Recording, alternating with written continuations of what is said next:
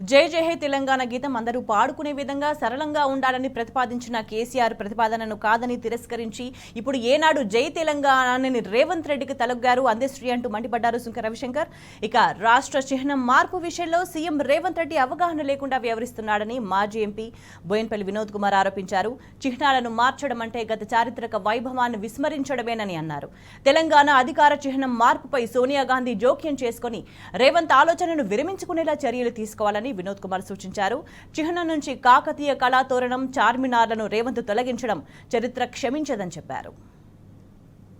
రేవంత్ రెడ్డి గారు తెలంగాణ రాష్ట్రం వచ్చిన తర్వాత మొదటి రోజుల్లో ఒక కేబినెట్ సమావేశంలో తెలంగాణ లోగోని మార్చుతామని చెప్పడం జరిగింది. నేను ఆ రోజే దాన్ని తీవ్రంగా ఖండించినాను, తప్పు పని చేస్తున్నామని కూడా చెప్పడం జరిగింది. కారణం ఏంటంటే ఆయన చెప్పిన కారణం ఏంది, ఇది రాజరిక వ్యవస్థకు చిహ్నాలు అన్నాడు. మరి రాజరిక వ్యవస్థకు చిహ్నాలు అంటే జాతీయ జెండాలో అశోక చక్రం ఉన్నది. మరి ఇవాళ మనకు అవుపడే 3 సింహాలు, నిజంగా 4 సింహాలు స్తూపం. అది ఆ స్తూపంలో మనకు ముందుగా 3 అవుపడతాయి. అది సారనాథ్ స్తూపము 2000 సంవత్సరాల క్రితము అశోక చక్రవర్తి పరిపాలిస్తున్నప్పుడు ఉన్నటువంటి స్తూపం. అది మరి అది రాజరిక వ్యవస్థకు చిహ్నం కదా. ఇవి ఎవరు ఈ దేశ చిహ్నాలుగా గుర్తింపు తెచ్చిండ్రు? పండిత్ జవహర్ లాల్ నెహ్రూ, ఈ దేశానికి మొదటి ప్రధానమంత్రి. ఇప్పుడు నువ్వు కొత్తగా వచ్చిన కాంగ్రెస్ పార్టీకి రేవంత్ రెడ్డి, నువ్వు జై రాహుల్ జై సోనియమ్మ అంటున్నావు కదా. వాళ్ళ కుటుంబ పెద్ద పండిత్ జవహర్ లాల్ నెహ్రూ. అందుకోసమే నేను చెప్తున్నాను, సోనియా గాంధీ గారికే నేను విజ్ఞప్తి చేస్తున్నాను. సోనియా గాంధీ గారు, మీరు 2వ తారీఖు నాడు వచ్చి రేవంత్ రెడ్డి గారికి ఈ తెలంగాణ రాష్ట్ర చిహ్నాన్ని మార్చేటువంటి అవకాశం మీరు ఇచ్చినట్టయితే, ఏ కారణంతోనే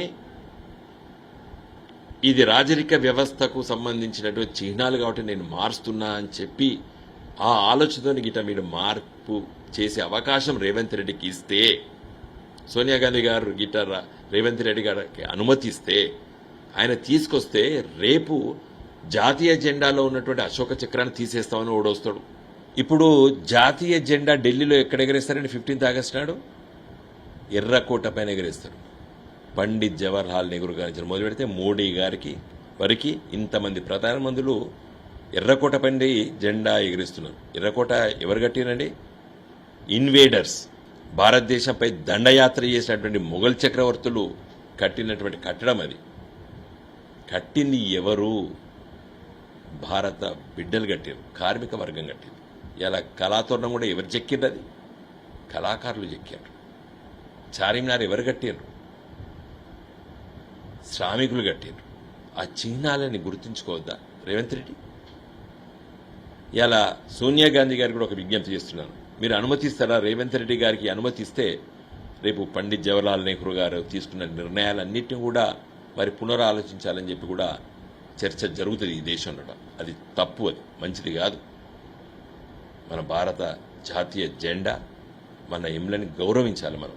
ఇలా రేవంత్ రెడ్డి గారికి మీరు అనుమతిస్తే ఇవన్నీ ముందుకు వస్తాయి సమస్యలు. కాబట్టి తస్మాత్ జాగ్రత్త సోనియా గాంధీ గారు.